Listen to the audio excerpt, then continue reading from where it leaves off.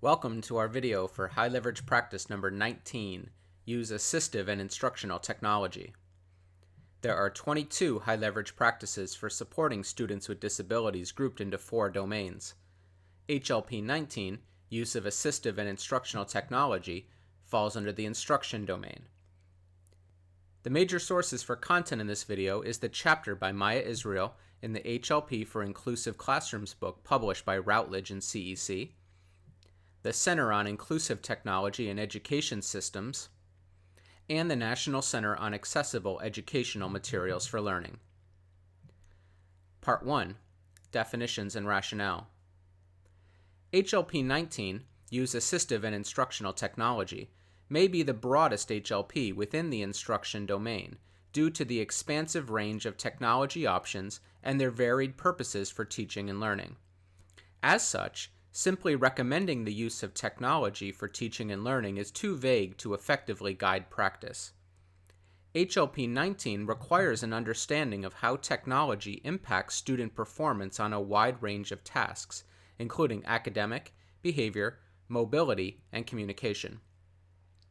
Because the right technology solutions can alleviate barriers in learning environments, HLP 19 is all about helping teachers be more conscientious and planful about matching assistive technology, or AT, with students' individual needs and selecting instructional technology, or IT, solutions that are accessible for students with and without disabilities. Assistive technology, a device and a service. The definitions of AT devices and services are codified in several federal statutes, including IDEA Section 300.105 of the Final Regulation of IDEA. Under Section 300.5, AT devices are any item, piece of equipment, or product system, whether acquired commercially off the shelf, modified, or customized that is used to increase, maintain, or improve the functional capabilities of a child with a disability. Practically speaking, this means that a wide range of tangible supports provided to students with disabilities, from pencil grips to sophisticated communication devices, are considered AT.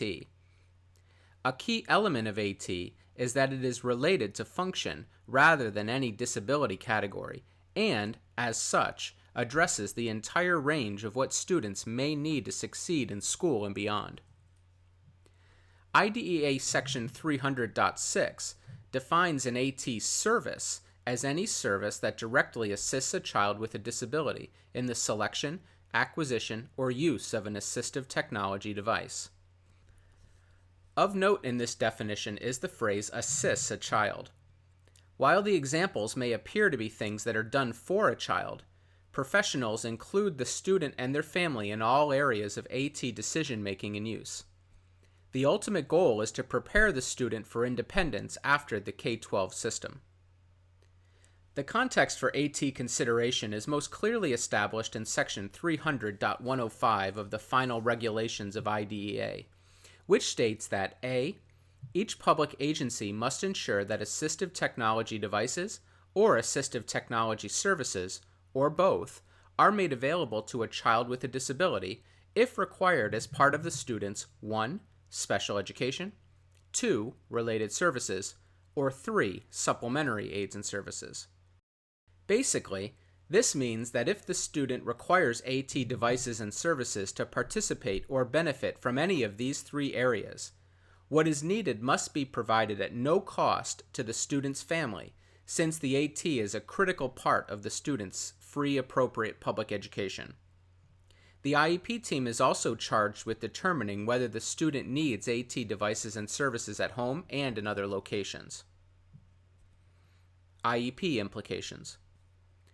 To ensure that a student's possible need for AT devices and services are addressed, IDEA requires that such needs are considered during the development or revision of every student's IEP. After goals have been established, the IEP team asks themselves if the student requires AT devices and services to make progress towards IEP goals and in the general curriculum. There are 3 outcomes of consideration. The student can progress without assistive technology. The student requires assistive technology and the IEP states what is needed. Or more information is needed to make a decision, which may lead to an evaluation. IEP teams should also consider if AT is needed during assessments and other tasks as a documented accommodation. Accessibility of instructional technology. Instructional technology, or IT, is designed to facilitate successful teaching and learning practices. Commonly used in general education subject areas, including literacy and mathematics, IT is most impactful when teachers combine it with best practices for differentiating and personalizing learning experiences for students with and without disabilities. An example is mind mapping software. Mind mapping enables students to create visual representations for vocabulary, concepts, and processes by using nonlinear graphical layouts. Such IT has proven valuable for many students, particularly those with learning disabilities and autism. In addition to using IT with evidence-based instructional practices, digital accessibility is essential to ensure that students with disabilities are independent, can participate, and make progress in general education curricula. When digital materials are accessible, students with disabilities can use them with the same ease and effectiveness as students without disabilities. This is because accessible technology follows 4 principles outlined in a model known as POUR. They are perceivable, operable, understandable, and robust. Perceivable means that students can use multiple senses to access the information, whether through sight, sound, or tactile means. Examples include digital books that students can customize by adjusting the display, activating text-to-speech, or converting to digital braille. Operable means the material provides options for students to interact with the material, whether through keyboard, screen gestures, or voice control. Understandable means the material is presented in a logical and consistent manner, in language the student can understand, and with scaffolds for learning. Robust means the material works across different devices and web browsers, and has been tested for accessibility. The POUR model helps guide practitioners and teams in selecting accessible IT. In summary for Part 1, matching technology with the needs of students with disabilities happens across all environments. According to data collected by the National Center on Education Statistics, most students with disabilities spend the majority of their time in general education settings. This points to the need for using both IT and AT in ways that are optimized for learner variability. The right to assistive technology, accessible educational materials, and other supports when needed is an inherent component of the obligation of state and local agencies to ensure that students with disabilities receive a free and appropriate public education. AT and IT are critical tools in the arsenal of special and general education teachers. Using resources from the AEM Center, CITES, IRIS, CEDAR, and other organizations funded by OSEP and the U.S. Department of Education can help IEP teams and individuals identify and select technology options that can support student needs in a range of areas. Part 2. Frameworks for implementing AT and IT.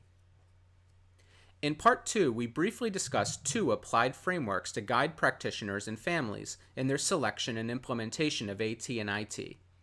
They are the SETT framework and Universal Design for Learning. The SETT framework. When faced with determining devices, services, and other supports needed by a student, many teams across the country and world have found the SETT framework to be helpful. SETT is an acronym for Student, environments, tasks, and tools. The S in SETT stands for student. This means centering the individual as the ongoing focus of decision-making regarding technology adoption and implementation. The E in SETT stands for environments. The key here is for the team to consider all of the settings where the student interacts throughout the day to determine needed supports. The first T in SETT stands for tasks. Within environments the student encounters, the team should determine the range of tasks and expectations placed on the student. This will help illuminate areas of strength and need, as well as student preferences. Finally, the second T in SETT stands for tools. After the team considers the student's strengths and needs, the environments where they live and learn, and the demands of those environments, needed tools can be identified, including AT and accessible IT. When combined with a strong foundation in AT and accessible IT, the SETT framework helps students, families, educators, and others work together to identify concerns and consider the tools such as technology, strategies, and training that lower barriers to achievement of educational, vocational, and personal goals. Universal Design for Learning. We conclude Part 2 with a brief introduction to Universal Design for Learning, or UDL. The Every Student Succeeds Act points to UDL as a scientifically valid framework for guiding educational practice. Research in the learning sciences has revealed that learners vary in what they find motivating, the why of learning, how they take in and process information, the what of learning, and how they are able to respond and demonstrate their learning, the how of learning. Pioneered at CAST, UDL is a framework for designing flexible learning experiences that proactively address this variability.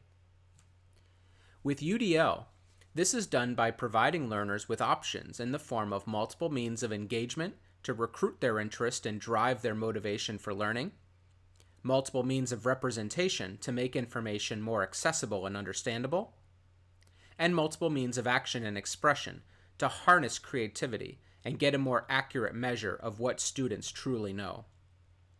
In sum, UDL offers teachers and other instructors a thoughtful framework of options they can use to design and deliver effective instruction, provide creativity, and measure the impact on learning without total reliance on traditional approaches. The goal of UDL is to help students become expert learners who are, in their own way, resourceful and knowledgeable, strategic and goal-directed, purposeful, and motivated. When educational environments and activities are designed and delivered according to the principles and practices of UDL, the barriers faced by many students will be anticipated and lowered. Sometimes people make the assumption that implementation of UDL means that students with disabilities will no longer need to use AT. However, that is not the case. Even in the most robust UDL environments, some students will require individualized services, including AT, to benefit from the opportunities offered by UDL. While a full exploration of UDL is beyond the scope of this video, we encourage viewers to visit CAST and OSEP-sponsored resources to learn more. In conclusion, students with disabilities benefit when teachers at all levels use assistive and instructional technology in combination with other evidence-based and high-leverage practices. Frameworks such as SETT and UDL are highly useful and effective for designing and delivering instruction that meets the needs of a range of students. Thanks for watching, and please continue using resources for the high-leverage practices for students with disabilities. And for the top content related to this specific HLP, please visit the AEM Center and CITES websites. This video is dedicated to Dr. Joy Smiley Zabala, whose passion for advancing the independence, participation, and progress of learners with disabilities affixed an indelible mark on the field of educational technology.